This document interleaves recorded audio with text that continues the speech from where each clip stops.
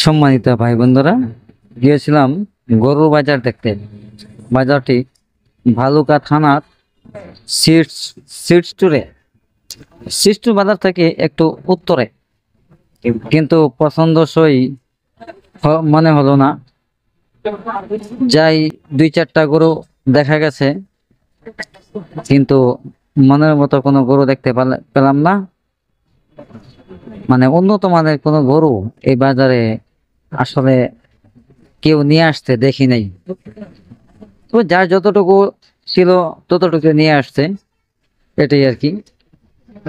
সিস্টুর বাজার, ভালুকা, ময়মনসিংহ কোরবানির গরুর হাট, এটাই প্রথম। ঈদের গরুর হাট এটাই প্রথম। দ্বিতীয়বার কি হবে, কেমন হবে, সেটা অবশ্য কেউ বলেনি। জানতে চাইছিলাম কিন্তু কেউ বলেনি, তা আপনাদেরকেও জানাতে পারলাম না।